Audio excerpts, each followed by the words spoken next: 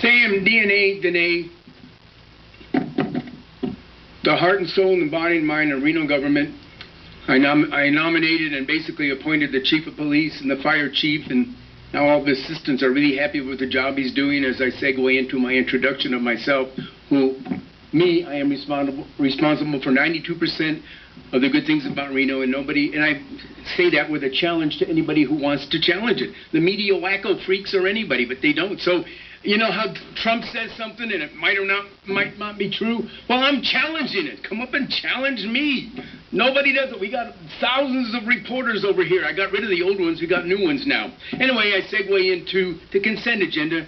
And there's a lot of new people here I've never seen before, so they don't even know what a consent agenda is. The consent agenda is where they're going to vote on a whole bunch of things. If you have an agenda, you can look at it. And it's about, maybe $3 million worth of items. I'm not speaking for or against it, to tell you the truth. But I want to speak against something specifically because I was the driving force that brought medical marijuana and eventually recreational marijuana to Reno. If anybody wants to challenge it, come on up here. They had it on the agenda when it was approved by the state. They kept pushing it off. Finally, I said, you know, people are sick and dying, and this is legal. Let's do it. The next agenda, it was on there. That was a year and a half, 2 years ago. And eventually on 7/1/17, which I trademarked, 7/1/17, pot is legal. And I don't use pot. And a lot of people say, well, Sam, pot's not really a good thing. Marijuana, you know, it's maybe not a good thing. We've got these people in the rehab centers and here and there. Well, how many people are in the alcohol rehab centers? Nobody ever talks about that. Pot is certainly no worse than drinking too much tequila or too much beer or anything.